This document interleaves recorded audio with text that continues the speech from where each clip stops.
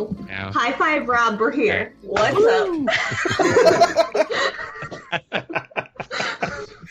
So, I guess we're just going to open this up. Howdy, everybody. Welcome to Extended Rest for the month of November. I'm Jason. I'm normally the Dungeon Master. Let's do that thing where we go around the table and introduce ourselves, starting with Susan. Did you see me sit up straight? That Yep. sounded very serious. Yeah, we're getting into it. Okay. My name is Susan, and I play Madeline Riowin on Group A. I'm the human cleric on that group.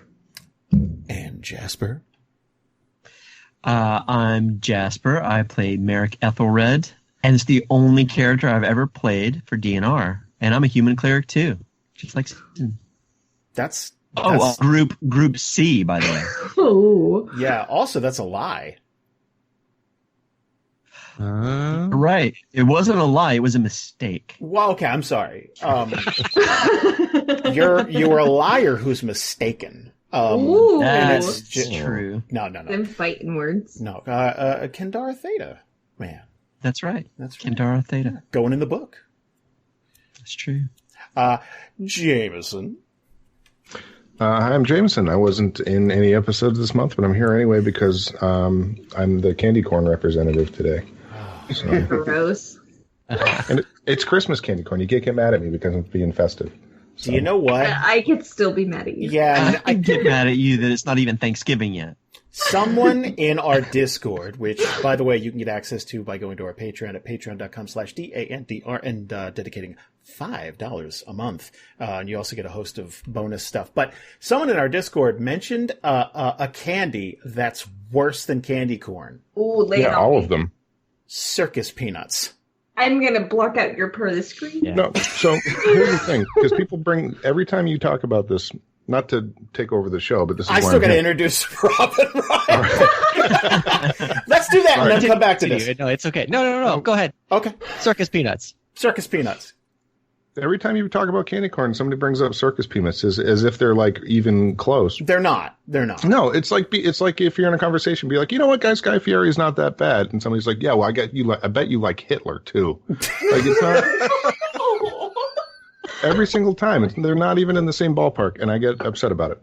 Anyway, Never seen him in the same room. I'm just Somewhere picturing in Hitler. Guy Fieri just got a shiver up his spine. I'm picturing Hitler with Guy Fieri's facial hair. That's what I'm. just with the flaming shirt. Just with. Robert. Hey, I'm Rob. I play Punished Ubo, the half-orc druid on Group A. Boy, we're going to get into it. And last and certainly not least, Ryan. Hey everyone, I'm Ryan, and I play Varys Alder, the half-elf monk on Group C, which falls below Peanuts. Wait. Varys is below Circus Peanuts? I'm below Peanuts. How? That's the way you introduced it. No. Oh. Okay, no. Well, Here's the thing. That's part of the new snappy ER, man. We're going where the conversation takes us. No more of this, well, we're not at that episode yet, so we can't talk about that. Fuck that. Like, we're just gonna talk about things as they appear and take questions from the chat. Spiderhawk says, there is nothing wrong with candy corn or circus peanuts, but fuck black licorice. Ooh. I mean, all of the above. Oh, yeah, Fuck. no. Okay, gun to my head, you can't make me eat any of those. But, I'd put candy corn just above black licorice and circus peanuts. Like, just above. I think I could deal with the weirdness that is circus peanuts above both of those. Yeah? Yeah. Honestly, I really would rather talk about politics right now than this. Because this is too divisive. Divisive, and I don't like conflict. We've brought up politics on the show before, and nothing No. divides this cast like food. Nothing. Condiments, Yeah. pizza, pasta, all of it. Like, nothing. We're going to start I- talking about politics, and we're going to end up circling back to food. Let's get into That's the way that it's pasta. going to happen. Come on, guys. Are you into the filled stuff or straight up pasta? Come Oh, on, the let's filled get stuff. Yeah, I mean, the moment some genius put cheese in pasta, that was it. We've reached our What kind of pinnacle as a cheese? society. Ricotta If we're getting into it, we got to we can do like stuffed shells, a manicotti, maybe. Ooh, I like a 3-cheese stuff. Oh, okay, yeah, and we got to do some ravioli or some tortellini. Yes. Oh, Yeah. oh. I feel like I started this, and I'm sorry. So we're going to be talking. We're going to be talking about episodes 7, 8, and 9 of Arc 3. Now, people wanted more action, and boy, they're getting it. So I know we're picking up. In Arc 3, we were picking up from where we left off in Arc 2, but I felt like we had much more stable ground to work on at the end of Arc 2, and then I feel like we turned up the knob to 11 as far as pressure for all the groups and just broke it off. Like, we're going to be talking a lot about Group A because there's 2 episodes for them, and we're going to be talking about Group C, but everyone appears to be kind of boned? A little boned. Like, lightly boned. What are your thoughts? Yeah. Yeah. Maybe we're Group all C starting to more bend than over Group the A. couch. Like, that's what's happening. Yeah. Group A's fine. We're fine. We got this. I don't know. I feel like it's not right for Jason to talk about how Bone Group A is not being on the receiving end of the boning. Well, okay. This is not my first rodeo. I've boned. That's Good night. Good night. Not one person has put $5 down in Patreon saying, I'm here for this content. Nobody. Not one Yeah, this is the person. free stuff. But in your Patreon survey, just say, I'm here for the bone. I'm here for the boning. Exactly what you're talking about. Take me to Bonetown, DNR. So That's how you get on the other DNR Discord server. When did DNR get so thirsty all the time? Wow. Big DNR. Okay, this meme is exhausted. We're getting it all out of the way. Yeah. Now, let's move on. join our After Oh, Dark Discord server. You got to pound on the steel real door. fans have stuck around. Yeah, and then like the little slide door opens, and then just tell them I'm here for the boning, and then we'll let you in. But DNR Password. After Dark. okay, so this week I don't know if you guys know, I'm having a rough month. I have killed both of our Patreon parties. These people pay to play with me, and I have killed all of them. All of them. That's just what you do. No, it's not what I do. They've here. Hold on. Was that Bonetown? No. No, I mean, that's... How many characters do I have in the Bonetown graveyard? I mean, you have quite a few, but we're not DNR characters. Do they count? They're one. They were one night stands. They were. Varys is alive and well and has been for well over a year. Because he hasn't been in a fight yet. That's fair, actually. Yeah. Yeah, Okay. fair. Coming up. I'm trying, okay? I'm really trying. But this hurts me way more than it hurts you, is what I'm saying. And I'm a little worried because we'll talk about Group C in just a bit, but the situation on Group C is dire. And obviously we're going to be talking to Rob extensively today about Ubo and Ubo's mindset, but it's not great. Spoiler. But let's talk about Ubo being bitten. Cause Okay, we're getting right into it. yeah, let's get right into it. Cause that's episode 7. That's our first episode of the month. We kicked November off with a real screamer. We just kind of hand people this. So Trent, lovely, sweet Trent. The sweet baby angel that is Trent. Yes. Approaches the group, little worse for wear. And he's being chased by some vampires. From the Fang. And Group A springs into action and defends Trent's honor. And I appreciate that. Is that what we did? I guess.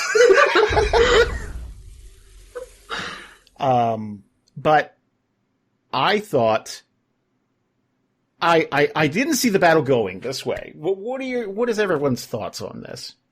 Because there was all kinds of, oh, I should have done this, or, oh, but I feel like anytime something goes wrong in battle, that's just going to happen. Mm-hmm. Well, it was not just I should have done this. It was I literally sat there and thought about doing this, and I was like, you can't have that many more hit points, right? And then I didn't do the thing that would have fixed the problem that ended the fight. Because I'd sat there and I was like, should I put fairy fire on him, or should I try to be the one that finishes the job? And I opted to try to get the glory, and then the dice were like, natural 1, natural 20, and one of those was mine and one of those was his, and it didn't go well. And I had a few spells because, I don't know if you know this, but Maddie's a cleric, so radiant damage would have done a lot. But I had a few lined up, but I was like, oh, well, she's a vampire advocate. So I was torn between, like, protecting my friends and, like, being on the side of, like, misunderstood vampires. And, Wow. Could have killed them at any point. Could have done, like, 8d6 times 2 damage with a level 1 spell. Like... Now that we lay it out like that, I'm going to tell you right here and now that would have been real helpful. I know. I know. I'm just gonna put it. Well, wasn't Maddie healing? Real. Like, I mean, and you were a man down because Masoka ran off with Clifford, which is a whole other can of nuts we got to open up. Yeah. If only James was here, we've talked about that. Yeah, if only James were here. Hold on a second. Maddie and him are gonna have Maddie and Masoka are gonna have a talk. Adopting a kid and running off by yourself. Wait a second. I think James is here. Hold on. Uh-oh. Perfect time. Hold up. Big reveal. He's been here the whole time. Yes. Let's have our first fight on air. No. Oh my god. I closed the window so I could actually show everything off, and James should be here now. Hi, James. Hi, James. Hi. Hi. I was just calling you out. Yeah. What? I've been sitting here for nearly half an hour. Go on. Have you, though? I honestly have. You can ask my son because I kicked him out of here. Oh. I'm going to ask that Skype chat because That face right there. I want to ask everybody in the chat right off the bat, if you were in Ubo's position, going through everything Ubo's gone through since the beginning of Arc 2 even, how would you be feeling right now? Would this be do you think this would galvanize you and make you more defiant to just kind of throw down the hockey mitts and say, I can't, like, I'm done with this life kicking me around thing. I'm going to start doing some kicking? Or would it have the opposite effect and you just fold? Because we've, behind the scenes, obviously talked a ton to Rob, and I feel like we all understand where Rob is coming from. Is that my cue? I mean, yeah, jump right in. Yeah. Okay. Well, yeah. Question. Yeah, feeling pretty defeated on the Ubo front. He has, these decisions are his own, right? Like there's no, as often happens on this show, in the moment I'm mad at Jason for about an hour, and then I kind of come to terms with what I got myself into.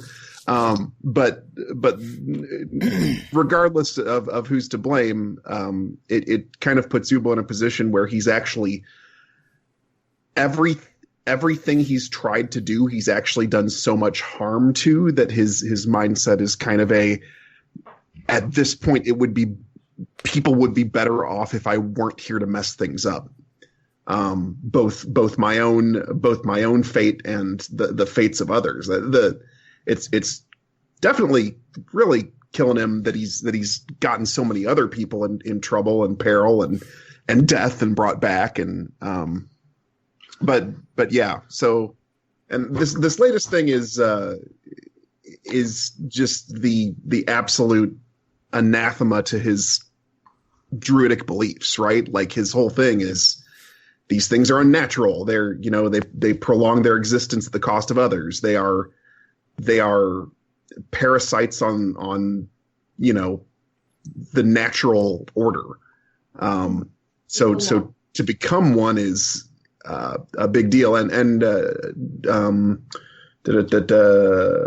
Steve in the chat is saying suicide isn't the answer. Find a glorious way to go out, at least. And so, yeah, that actually came up in a conversation with Jason. I was like, Ubo's the kind of dude, if he were a character in a zombie apocalypse story, that he would be like, well, I've been bit. Give me a stick of dynamite and let me just jump off the roof into the horde to at least do some damage on my way out, because I'm not letting myself become one of them.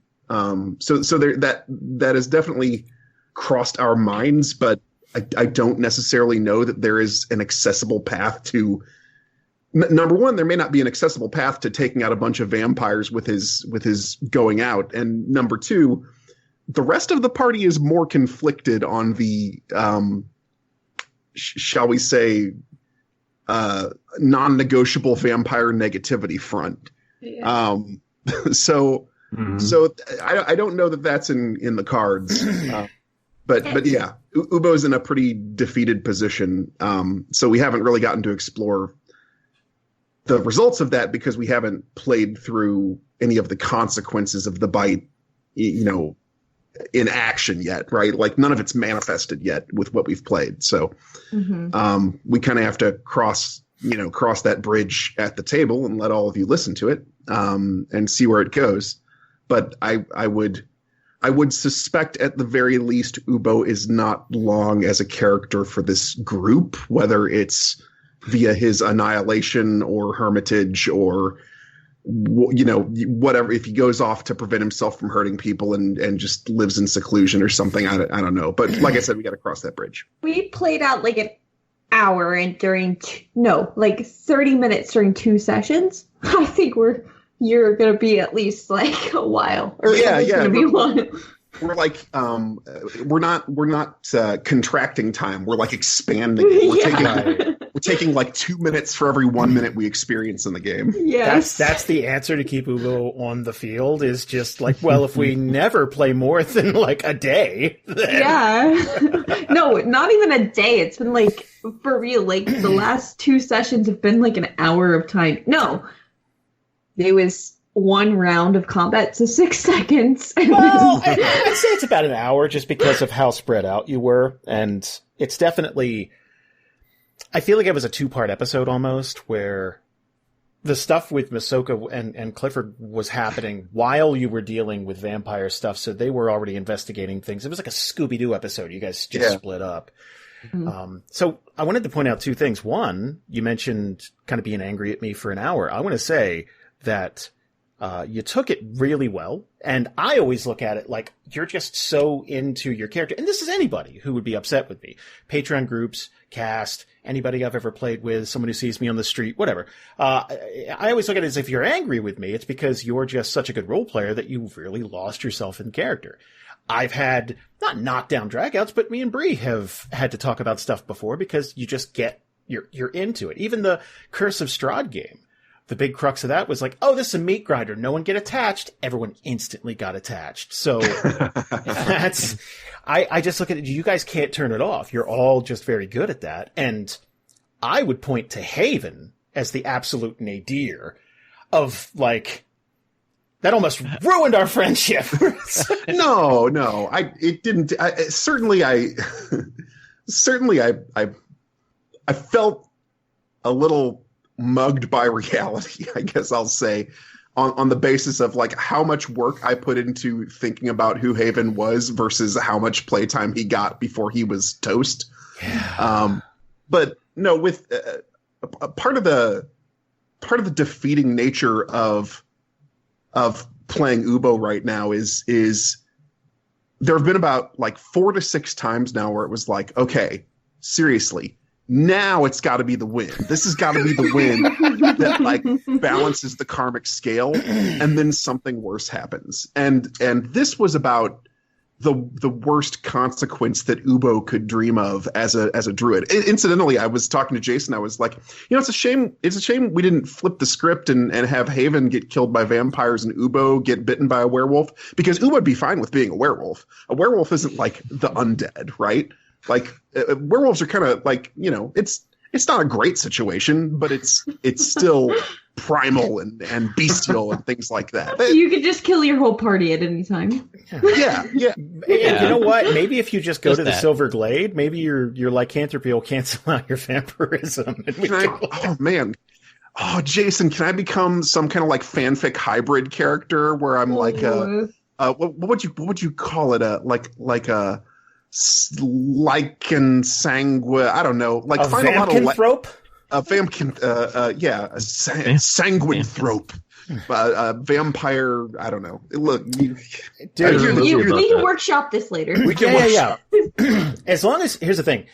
As long as you want to help with the artwork side of it, so we can get some sweet vampire werewolf Ubo art, I'm fine with it. And I become it's like a werewolf, but with like walrus level tusks, like coming down, like way past my chin. I'm gonna start drawing now. Get me a lichen pyre. Ooh, devil trig. A lichen pyre. There we go. That's pretty good. But the good news here though is bad things usually come in 3, right? It's like the rule of thumb. So that's 3. So Haven, Ubo, and I mean 3 for Ubo. Joking. 3 for Ubo. Yeah. Yeah. Well, yeah. And The cart, the demon, and the vampire. Yeah. The cart, the demon, and the vampire. And That's a book title right there. Yeah. But then there's also the Demon Pact thing. That was, or wait, no, did you say that? Yeah, that's number 2 on your. Okay, that was number 2. Okay. Okay. Yeah, I don't know. For Ubo, it seems like every time you say, this is exactly what I don't want to have happen. The dice listen. They're totally honestly, for a Christmas present, we should just give you a free reroll on something. Like, I feel like you've earned it. Like, 7 inspiration. Here you go. Here we go. Just a bandolier of inspiration across the chest. Yeah, but then the dice would send you dick and be like 1, 1, 3, 1. Then at least I said, look, I tried. I don't know what. Can we talk about Clifford and Masoka? Because wow, I did not see that coming. I didn't either, really. No, I didn't. Just go with it, right? Trent too. Like, I didn't see either one of those. I saw those as almost background NPCs. They weren't going to get much dialogue. And with the group fanned out like that, it's like, all right, well, let's check in with Masoka and Clifford, and now Trent and the rest, and let's check in with Donovan and Ubo, and like getting to chat with everybody was really cool. And I'm fascinated to see how much of Masoka is going to rub off on Clifford, because I think instantly it's very cool uncle. Like, but also, at the table we were cracking up in the background because the dynamic was kind of like Masoka being like, "Nah, I don't know what to do," and Clifford was like, "Okay, I'm going to take charge and be a little vampire commando kid." Yeah. Right? Like, it was the weirdest thing. Like instead of being like the cool uncle in the sense of like leadership, he was like, "I don't know, kid. What do you think?" Like, it was so weird and funny. Yeah, he was forcing himself to be brave, really, which probably didn't come off that way. He was totally out of his element. I mean, he was legitimately scared. He's used to like petty thefts in Brightport, not like 3 or 4 orcs, trying to kill him with a kid. It seemed like to me it was just like, oh, responsibility. This is way worse than I thought it was. Bree brought it up, but that like, I'm trying to think. One, you got to try to think like a 12-year-old or whatever. But like, I'm trying to think. It's like, okay, so this kid is coming from a rough situation, but one, he saw how much Masoka kind of wanted him out of that situation and kind of advocated for it. Him and Donovan, and like, you know, everybody's been really nice so far, but like Masoka obviously has the most, I think, visually impressive immediately set of skills. Do you know what I mean? Like, it's, you know, and he's the most childlike. Right. So. And just him, it's like, okay, what kind of guy are you going to be? Are you going to be the kind that stands up? And it's just like, you're putting a lot on me, man. Like, We just met. Yeah. And I just feel like, I don't know. I hope they stick together forever. I know they're not gonna, but I think it's really interesting, because whether you drop Clifford off, I mean, Trent's a party member forever. He's one of Group A, but Is what? but whatever you decide to do with Clifford, I think there's some kind of influence that's rubbed off already. If we part with Clifford, I would hope that it would be only temporary, and that once we clean up Brightport, at least maybe he could come there and stay with us. Oh, that little thing. Yeah, sure. Yeah. That easy task. Not like the whole city, just, you know, certain parts. Part that really bugs me. But if he harnesses his vampire powers, then he's more than welcome to stay. I feel like bring the 12-year-old along on the life of peril and murder, like even as a vampire, right? Like Ubo has very specific positions about vampires no matter how old they are. But Rob looks at Clifford in a slightly more generous manner. And like, when I look at this, I'm like, maybe this isn't the life for this. I mean, but once he's like 40 in a 12-year-old's body, then we're fine. But before then, it's kind of subjecting a child to peril. Right. And then like all the stuff that goes with, so let's flash forward. Let's say it's Arc 5 and like you guys are traveling with Clifford, and like, let's say it's 10 years in the future. So he's a 22-year-old in a 12-year-old's body. You guys be visiting brothels together? Like, what do you do? Like, where's the line? Like, what do you do? Mm-hmm. Like, just gotta teach him young. I mean, the world's not safe out there. Yeah, we'll just shove drugs in his face, get him drunk, and throw him head first into the brothel. Kid. James, we need to talk about our parenting. Can I just say my favorite part of this theoretical already is that we don't talk about Arc 4. We don't. It's right over. It's right over. It's gonna be the shit show. It's like 4, man, was I mean, we've basically taken it off the internet, and it's still shared on file sharing sites, and we just can't purge it. Those are the cocaine years of 5 DNR. episodes. The cocaine years. You say Arc 4, the whole cast stops and gets 1,000-yard stare. Yeah. Oh God, you remember the Dragon Con 2021 panel? Oh, ooh. Man. Ooh.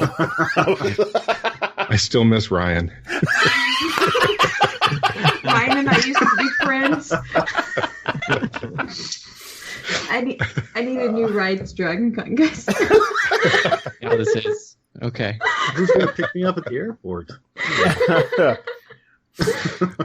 Oh God, I am fascinated with the whole Clifford thing, and I'm very.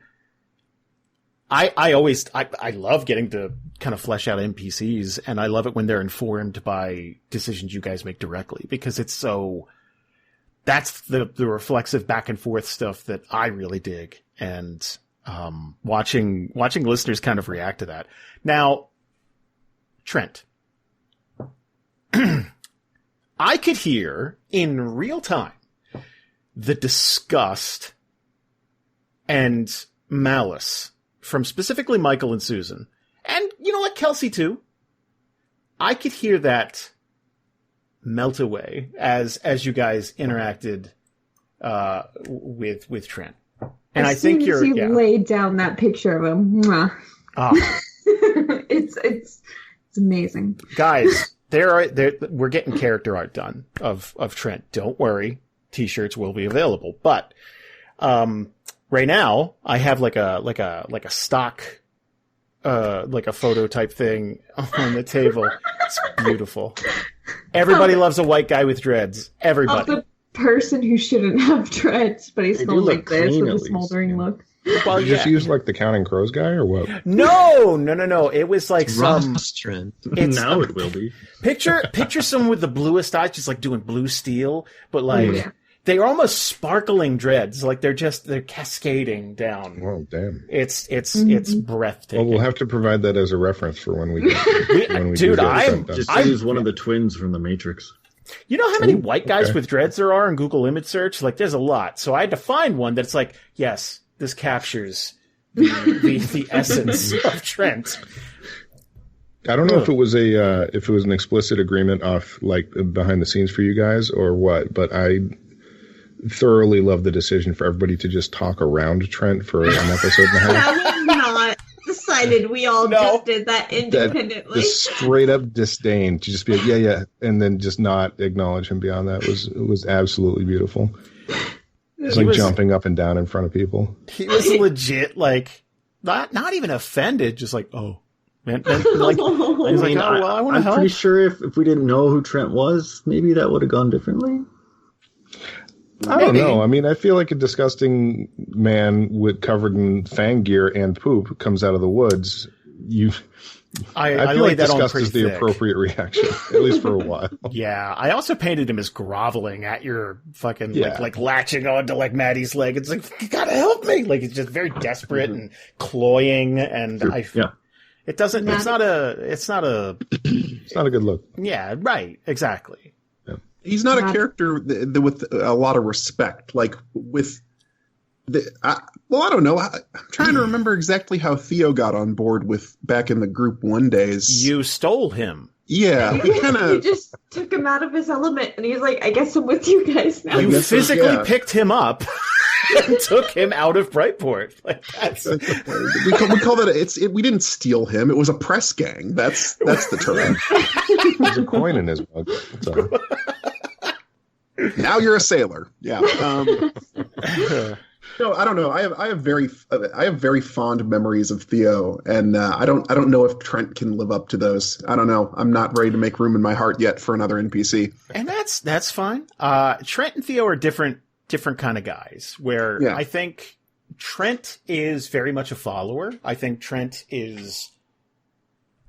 There's a reason he fell in with the Fang. I think he's looking for something to kind of attach himself to. So I don't think that's going to be Group A.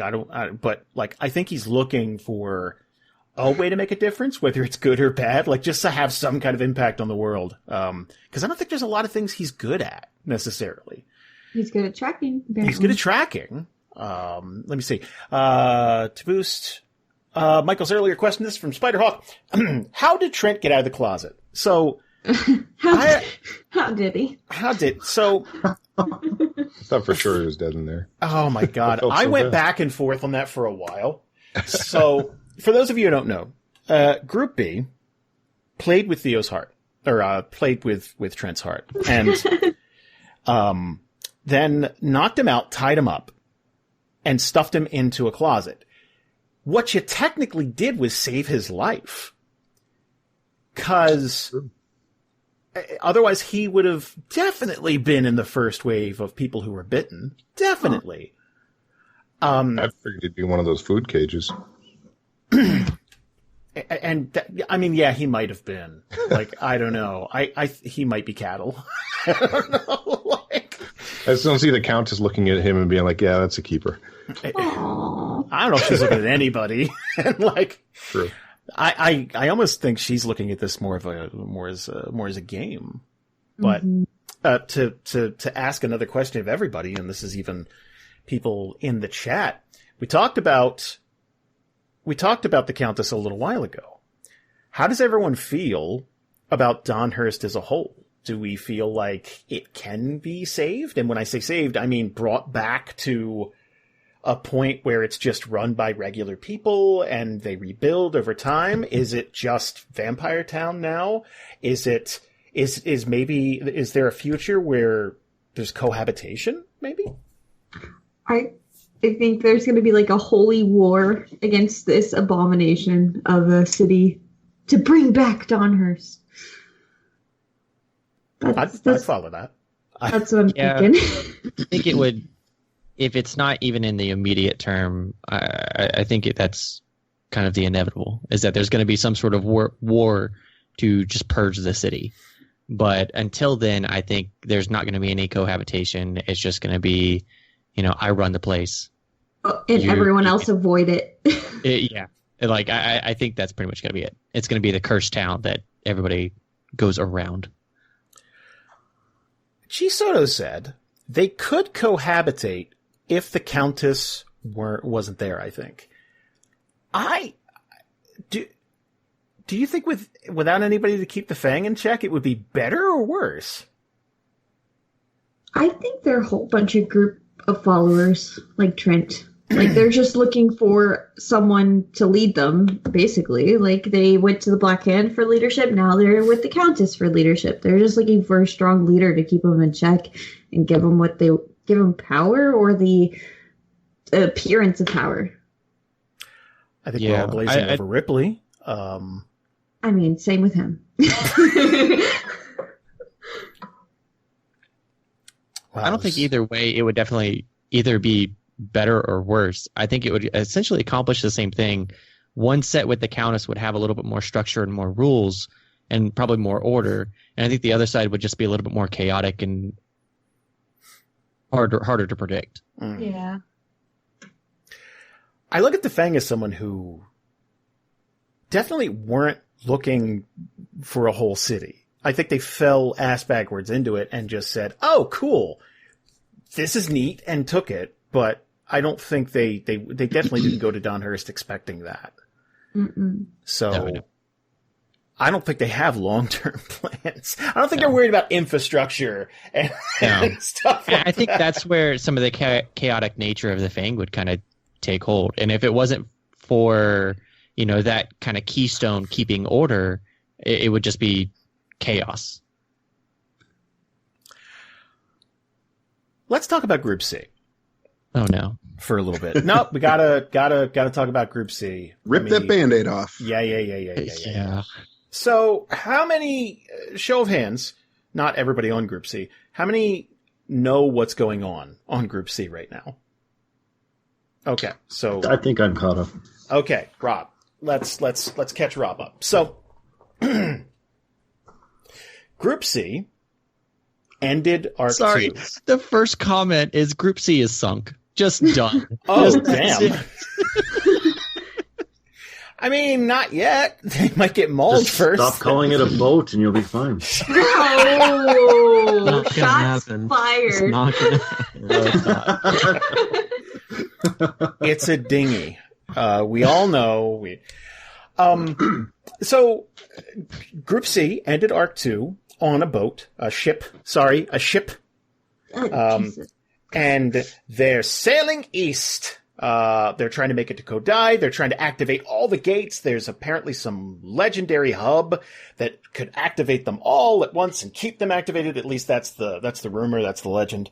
Although, they're in direct competition with a group called the Royals, which, to give you an idea of what kind of people the Royals are, they're an adventuring group, who are very good at their job, but socially, they might not be worried about how they're perceived by fellow adventuring groups. So much so that they raided a tomb of Vecna, got all the way through the tomb, and picked up the Finger of Vecna, which is this beautiful sword, necrotic damage, all that stuff. Left the box that the sword comes in, this beautiful velvet encased hardwood box, and then reset all the traps. And then left. Are you just triggering Jasper right now? I'm just... Yeah, I'm shutting down. I'm shutting down. No. Look, all of that's fine. Okay, that's very clever. Leaving the note in the box. Basically saying, ta-da. Yeah, no. Because they're also the kind of group... That's what triggered me as a person. They're exactly the kind of group that's like, no, you need to know who just screwed you over. So the note is just, you've been bested by the Royals. Which, by the way, that wasn't a one-off note. They have several of them that they leave in location. That's a calling card. No. It's printed. It's not handwritten. No. They're funny guys. Like, it's a joke. So define funny, not funny. They're not funny. So Rob, imagine a Group C going through this entire tomb, and they're zigging and zagging, and they're getting through these traps, and it's just a nightmare. And they get all the way to the end, and they grab the box and they run out of the crypt, and they're like, "Yes, we did it!" And they open it and find that. Man, that is real cruel. So there's kind of been this grudge ever since, and further on down the road, months and months later, in real time, they find out what the Royals are trying to go do, and they get their own ship, and they're in direct competition. Their journey has not been smooth. No. Anything but. They're probably, 2 days? Not even? Outside of Uman'yaro. You guys are on... nasty storm almost capsizes the ship. They lost 2 crew members. Lisa, as Ellereth, dives over the side of the ship and swims out to get them. And it's just been a nightmare. Then they are attacked by pirates immediately after. Yeah. And the Royals are on their tail. Not the Royals. Here's the best part. The Royals have no idea that Group C exists. They don't. They met them and they thought they were fans. They're like, oh yeah, like, do you want us to sign anything? They don't know they're in competition with. They have no idea. So they're just. And how did that episode end, Jason? Two people here look Rob really... that? Poor Jasper. I feel like I've been punching Jasper for months and months. And it who gets even better. At the very last second, Jason, what happened? Yeah. What happened? About that pirate fight. So I'm doing dice rolls on this side. I'm sorry. I'm sorry. He feels terrible for everything he does. We're going to drown because half of our party cannot swim. He's over here laughing his ass off. I'm crying because I'm sad. Yeah, okay. He's sobbing.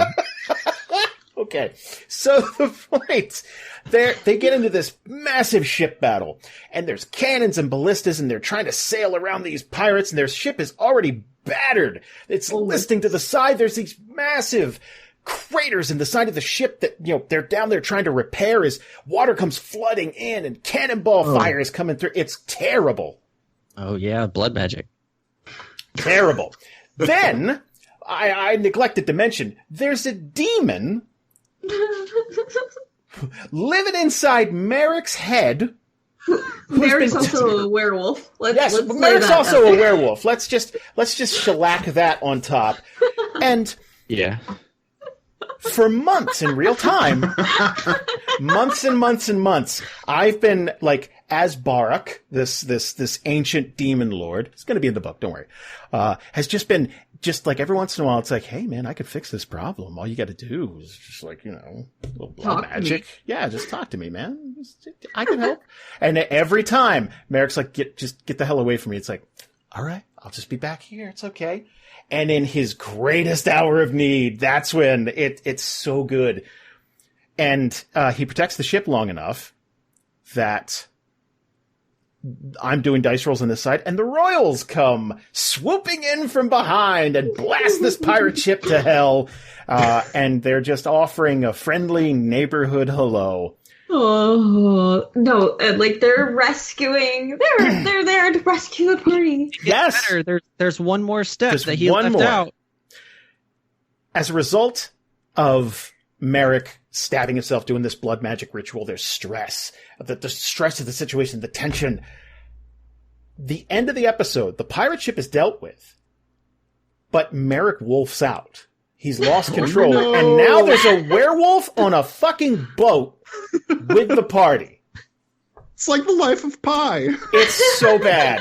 It gets better. Pretty much so exactly. Merrick is up there at the very top, and Ellereth is the only one that is near him. Yep.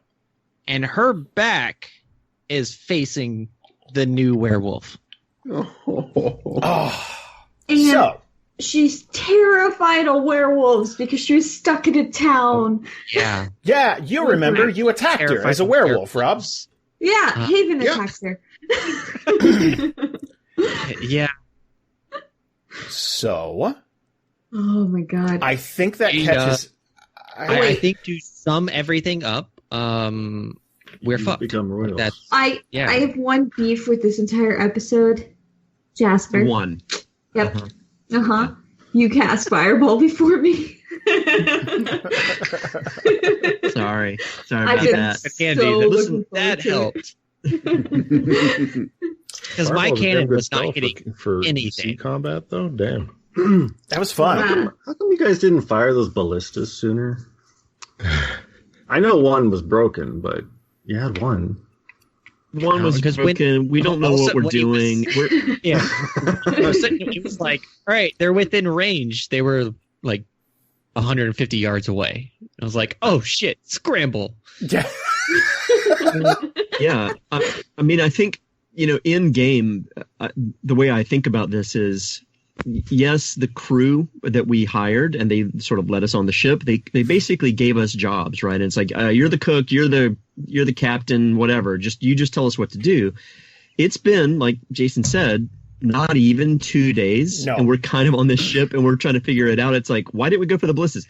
Oh, we have ballistas, right. Don't even... Oh, I we got you. Yeah. don't know what to do with this kind of stuff. So it is kind of a little bit of a, we're not in our element, number one, and then number two, all of the other elements are coming out of the woodwork at the same time. Now, I think it's going to be one of those things that the long play, due to the state of our ship, is we're going to pretty much be forced to hitch a ride. Oh, buddy cop, buddy cop, buddy cop. I think Barack is gonna come to the forefront. I feel like he's going to be like, no, let's stop this werewolf business. This is not the place for it. And then he's gonna be like, and you know what? I'm here. Let's take care of the ship. Get in with Mary. So that's what's interesting. Sorry to cut you off. Go ahead. Oh no, I was done. So I'm interested in how things are going to play out, and I'm not even looking at Jason's face because I don't want to know. But I'm looking at there's it. there's a few variables. One is Barak he's buying his time. Merrick is reluctantly starting to use him as a way to make things be okay, but not at the risk of hurting anyone, only to help somebody, right? That's his boundary. However, it's never been established. We don't know exactly what kind of control he has on Merrick or could have on Merrick. Is it simply passive? Could he take control of something? Could he do something and then say, hey, by the way, I helped you out over there? What would Merrick think about that? Is Merrick just the vessel for this? And also, and I think the big question is, what could he do to Merrick is completely out of control as a werewolf. I have no control over werewolf Merrick. Does this demon in his head potentially, like you said, Susan? So what in the world could possibly happen? Is that a way for Barak to have a real vessel that doesn't need to fight him and have control, right? So could he just take over as a werewolf? I have no fucking idea. But there's a lot of variables, and I think the other big one here is Eloreth's going to turn around because there's a noise, and she's going to see a werewolf instead of Merrick, and who knows what that's going to be. Yeah. Oh, then the Royals, and I'd rather sink the ship and everyone in it and cast Fireball on everything than have anything to do with the Royals. Things about that, though. They can keep going. Just keep going. You're the guy stranded on the side of the road. Yeah. It's like, no, we got it. The car's on fire. It's like, we're fine. Like, it's just. The last time that you ended up wolfing out, you were unconscious, like still in Merrick form, but unconscious for hours, kind of tied up on the back of the wagon going back to town. So I wonder if it's going to be one of those things that can we knock you out or get control of the situation before the Royals get there, and then do they just bring you on as an unconscious that needs healing, and then you wake up in the middle of the ship, and then immediately wolf out because it's super stressful being surrounded by Royals. Where am I? And Varys is like, hey, we're on the Royal ship. Really stressed dies. Varys is going to get stabbed. That's what's going to happen. Do me a favor. Roll 20 D4. Just give me. Now, the other thing is, if this demon can completely control Werewolf Merrick, is it going to be one of those things that Elrath turns around and it's a completely calm werewolf? Like, Ooh. I don't know. That's like Smart Hulk from Avengers Endgame? That's what we're doing. Yeah. Doctor I don't know. Like, how much control can this demon take over?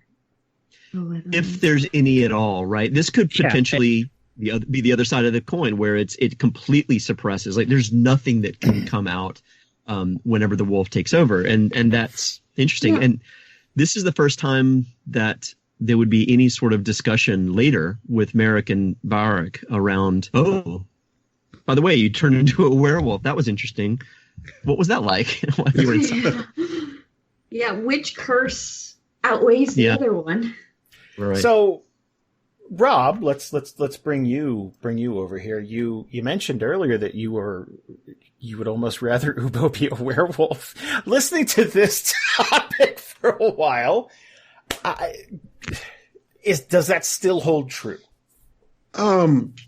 Certainly, it seems to be very regularly dangerous to continue to keep him on board. But keep in mind, I'm talking from the standpoint of Ubo. Ubo would would look at werewolf as a more negotiable problem than being a vampire. Like being a vampire is, well, I'm done. I am literally the thing I swear to annihilate. So it's certainly being in the situation, Ubo would inevitably get himself into werewolf problems that would probably further sink his spirit, and maybe he'd end up in the same position at the end of the day. But he would not be as defeated from day one as he is with vampirism on the horizon.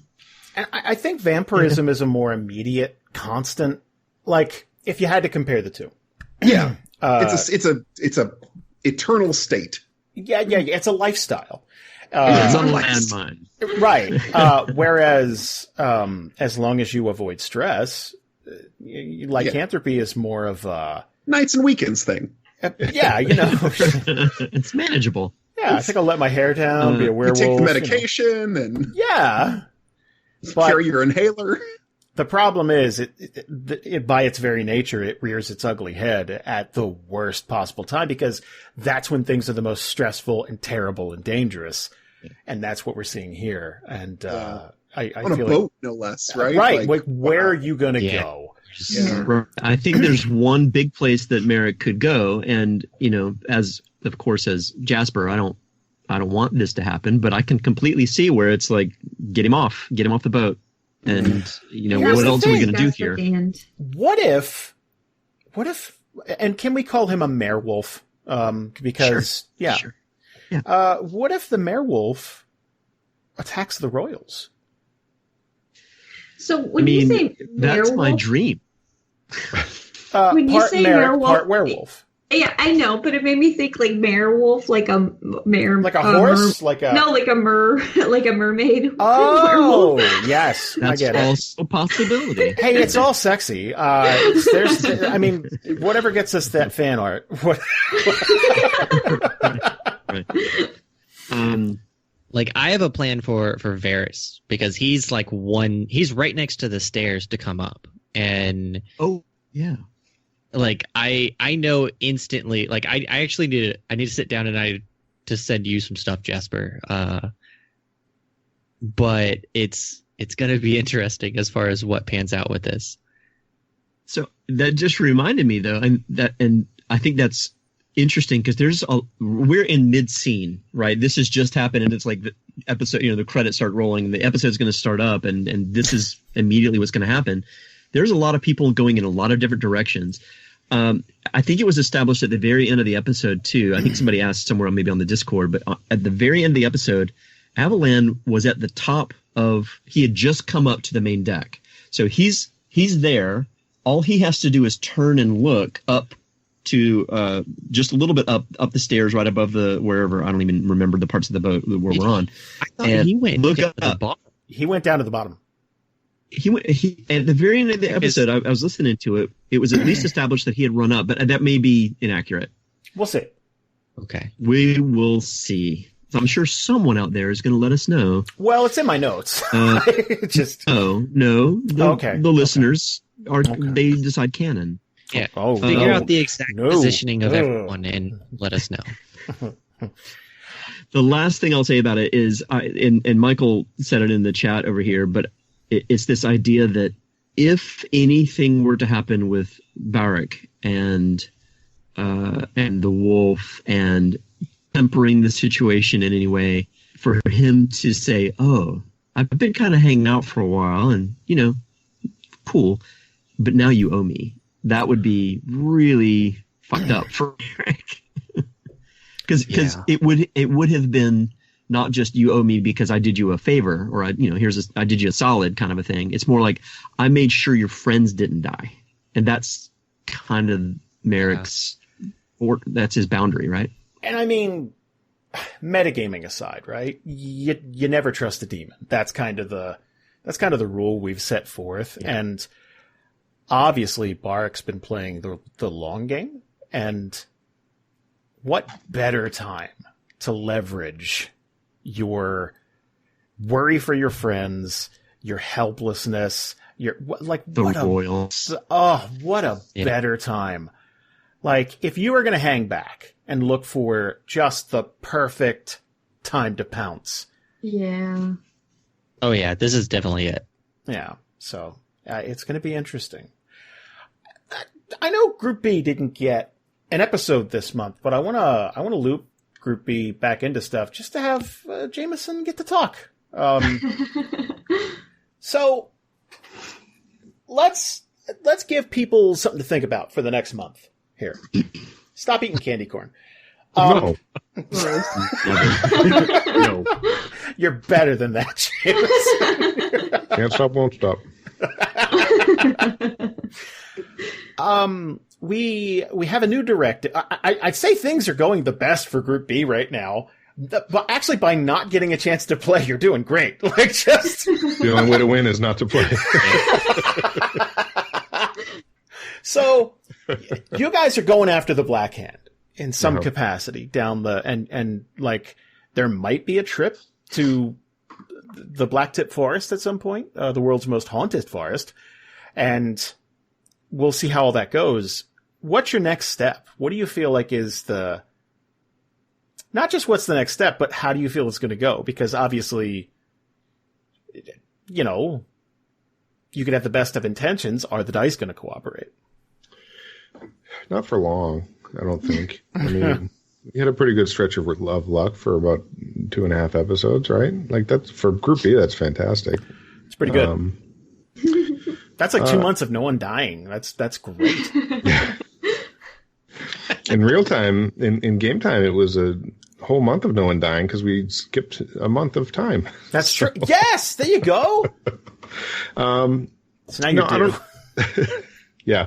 No, I don't know. I think that the difficulty of the task at hand kind of dictates that it's not going to go perfectly smooth. But I think that if we're able to kind of not Group B our way out of it and make problems for ourselves, that we stand a pretty decent chance. Stay away from drugs. Yeah, if we stay away from drugs and don't go into caves. Yeah, and don't pick fights where we don't need to, and don't play poorly in bars, and don't do heists. Don't be you. Don't be you. Yeah. So, Find a hovel and just sit there. Just dig a hole and sit there. Just first day of Minecraft. Yeah. No, I don't know. I mean, I don't have a lot of expectations beyond just getting stuff done in town right now? Because we've spent in real life probably 8 months trying to get into this damn city. So it's been a while. Yeah, so I think that getting stuff done in town and also just taking a minute to kind of recollect, and then after that, I'm sure the difficulty will ramp right back up, and we'll be bemoaning our bad situation just as much as the other two groups right now too. So Group A's fine. We're fine. What are you talking about? That's denial. We're fine, Jason. Okay. One more thing before we start to wrap things up.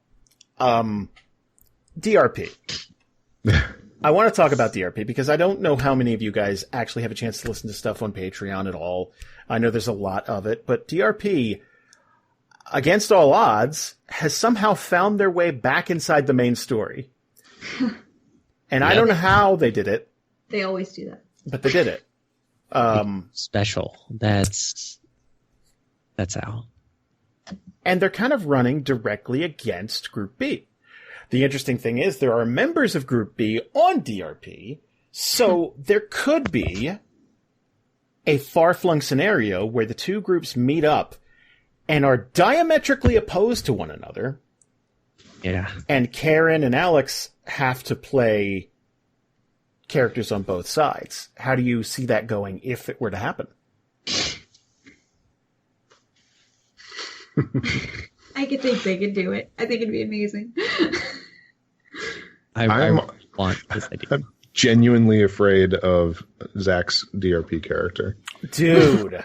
We all are. Like, that's horrifying. So Zach, Rob, Zach is just one of the nicest guys. Yeah. And I didn't know he had it in him, but man, can he play just a scumbag. Just this kind of smooth talking drug addict that gets in. He's just the devil on everybody's shoulder, pushing them into further into a life of crime and do the worst option. Just come on, it's fine. Like that. Like he's every 80s drug PSA. He's Dr. Smooth. He's yes. It's so. It's so wonderful, but. So yeah, that's something. Everybody who's been nice enough to give feedback for that and Vampire on Patreon, thank you so much. Again, you can visit patreon.com/DANDR and get just tons and tons of content there. So one more thing, I want to thank you guys for your feedback because we've been posting our Kickstarter book meetings, usually bi-weekly, something like that. And you guys have been nothing but nice. Every new piece of art we show off, you have nothing but nice stuff to say. You've all been very patient. We're working very hard to get this done, but it's almost a book. It's almost going to look like a book soon. Right now, it's just 600 loose Google Docs, but so much information, guys. Oh, everybody who loves. Yeah, it's all Jasper now. Like it's not all Jasper. Bring it to me. Yeah, we're just going to be funneling it to Jasper. But again, I wanted to thank you guys because you've been so nice about just everything we've shown off. I know a lot of Kickstarters that, it can be a situation where it's like, where's my shit? Let's go. But we already told you how long it was going to take, so it's not like we're late with anything. It's just more. But you're constantly updating too, which is huge. The communication is important with all of this. And I think that's one of the things. It's almost, in a sense, easy communication. Because if you're already sitting there doing the meeting and you're having that communication back and forth and you're not afraid to share that, then just opening up and saying, all right, listen, this is the progress, the honest progress that we're doing. It's one of the best forms of communication, especially on a Kickstarter project like this. Right. Darkwing asked, estimated time for games with you, the Black Hands and the Champion of the Brightport. That's going to be a little bit because we want to actually get the book kind of finished and out there because we're also working on a second book with the book that gets shipped out, which is just modules. It's just adventures and it's shaven literal years off our lives, but we're getting it done and it's looking beautiful. And every listener that I've been working with on that has been just wonderful. So as far as the process goes, it's obviously a lot of work, but it's been relatively smooth, I guess. Like, there's been some art stuff, but that's just working on a project this size. Yeah, I mean, I get to wake up every morning and have an inbox full of new art, so I'm happy, it's pretty rad. I don't know. It's been a lot of fun. It's been a lot of work, but it's been fun. And I get to get all the details I want about Theria. You know how much I love details about everything. What's the width of the tread on this tire in the vampire game? Like, this is everything I live for. Everybody who wants detailed information that has not been on the show yet, or more details on something that has been on the show, this is your wet dream. Yeah. I think you'll be guys, you're gonna get it. Even me personally, like, I'm looking forward to this for when we have to create new characters. Just to have, because it's one thing of having to come up with something and then go to you and vet it. It's another thing to just go in and open up a book and just get some inspiration from. Yeah, there's nothing. Yeah, there's nothing to clear. It's like, you said on page 236 that I mean, but then there's so much more ideas that can come from. Okay, Jasper. Sorry. Just on character creation. I thought we had.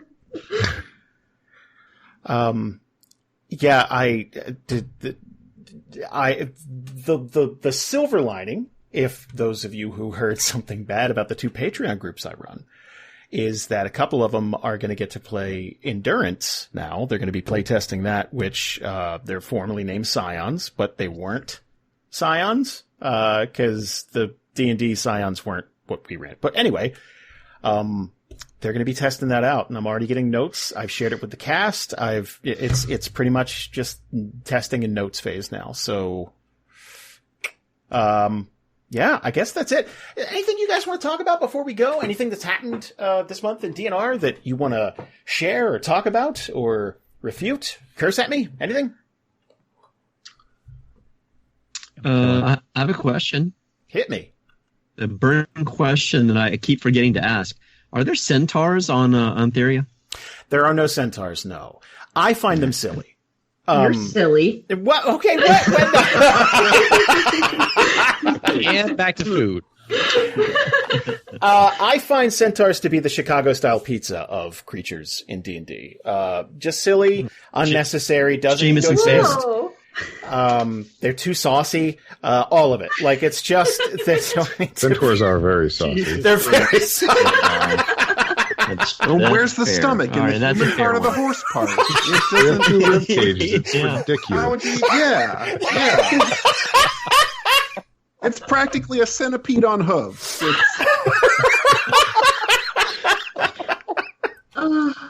I'm right there with you. Fuck centaurs, all right? Hot takes.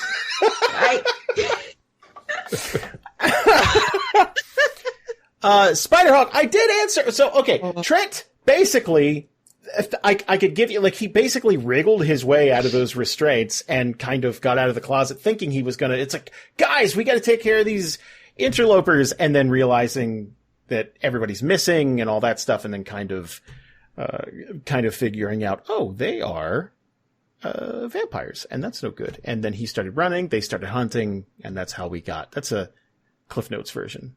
And then he's our second adopted son. That's true, yes. Speaking of which, I want to actually add Cliff's notes to the setting book, if we can. Yes. Just little notes scrawled on paper. Yes. Masoka says always go for the eyes. That's good. I really like that. That was brilliant. I loved that, Cliff. Yeah. I'll tell you what, everybody out there. At some point, we got to have some sort of pizza challenge, like some sort of something. Like I didn't know where that was. I didn't. No. I'm looking at the chat because nothing has divided our community more than Pizzagate. Now, Are you talking like an eating challenge or? No. Bake your own pizzas. Bring it. Bake your own pizza. Everyone have to have the same pizza. No. Here's everyone wants me to take back the Chicago style. It's ridiculous. They know what they did. It's silly. What they did. You're talking deep dish? I'm talking deep dish. It's cake. It's saucy cake. Your cake. Savory. Okay. It's so good. People get so hung up on what to call it. I'm like, it's delicious. I don't like. Yeah, I don't care if you don't think it's legitimate as far as like classifying it as a pizza. Right. Tastes good. If you want to call it Italian cake, go for it. That's fine. It's not a pizza. It's like eating some cheese and toppings with a loaf of bread. Right? Whatever. This is a terrible argument to have. It does not matter. It's not. Chicago pizza is not rules as written, but it is rules as intended, which is delicious, cheesy, all carbohydrates. The ingredients are there. Yes. If I threw them on the floor, all the ingredients would be there. It's not a fucking pizza. Listen, I mean, it's an overused. It's a floor pizza. It's an overused saying, but pizza is like sex. Even when it's bad, it's still pretty good. So, last hot take, and I swear I'm done with this. The Elio's square pizza you got in school is more pizza than Chicago-style pizza from the best Chicago-style pizza joint. Don't care. Don't care. No. I'm not a fan of Chicago-style. Like, it just doesn't appeal to me. Right. But, no.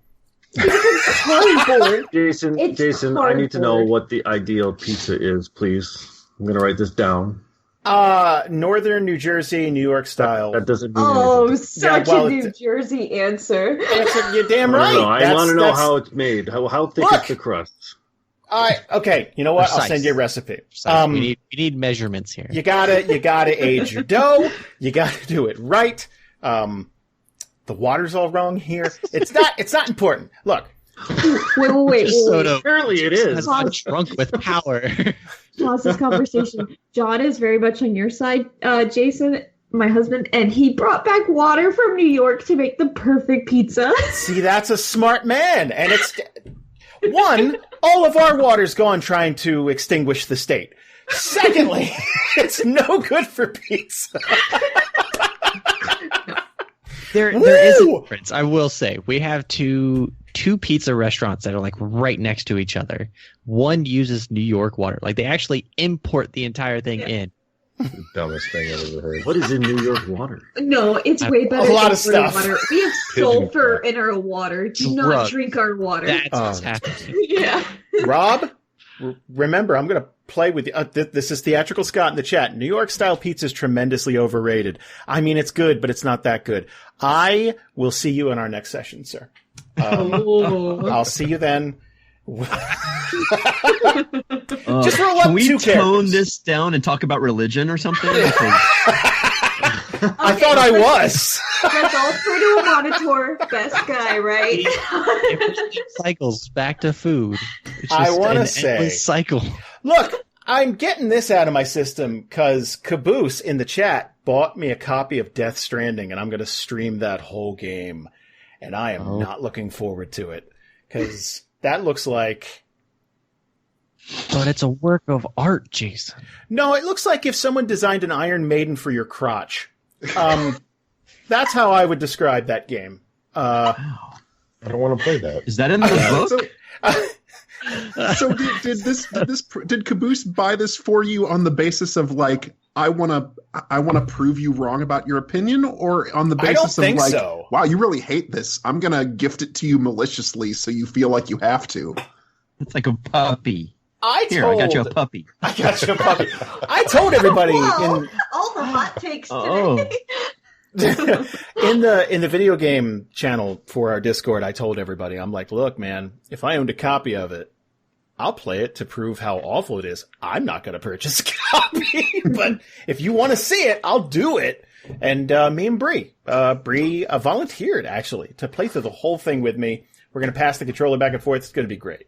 Listen, if somebody bought me a new car, I'd drive it to prove how awful it is, but I'd hate every second of it. Me first. Just put a GoPro in there. It's like, ooh, I hate this car. this conversation has been going. Okay. I hate this so much. Oh, this is awesome. I hate this so much. I hate when people pay off my student loans. I mean, if somebody did it for me, I guess. Anyway, I miss my debt. Wouldn't be happy about it. But it wraps back around to say that our listenership is lovely, and thank you all so much, and thank you guys for making this just a lovely sit down for everybody. Yeah. I think we did good. I think this is something that people who don't like extended rest will enjoy. So next month for December, we're going to be talking more about pizza, probably. Okay. And we're going to be tackling the newest episodes in our feed, which would be presumably 10, 11, and 12. But presumably, unless something goes wrong, me and Bree were also batting around the idea of a Christmas special, like doing something for the end of the year, if we could squeeze it in. But we'll have to see. I kind of got an idea for a sequel to last year's, but anyway. I kill off another character. It's okay. Fantastic. Thank you. No, Sarah's still alive, isn't she? No, he lost. No. Oh, you lost Sarah? Remember he betrayed the group? In a frozen wasteland. Yeah, he froze to death. It's a real Shining. Well, she should have gone crazy. Before we get on another topic, thank you, everyone. Yes. Thank you guys so much. You can send us an email with your feedback at dandrpodcast@gmail.com. That's dandrpodcast@gmail.com. And leave your comments, make sure and like us on Spreaker, share the show, do all that good stuff. I'm doing terribly so far, but I have been streaming and we're doing new subscriber, new follower counts. We're at 1. So, that good. We're doing great. Very articulate. We just need 99 more before the end of the year, to meet our goals. So, we got a solid start. That's a good platform. And, thank you guys so much. And we'll see you next month for a new extended rest. Bye guys. Bye. Bye. Bye.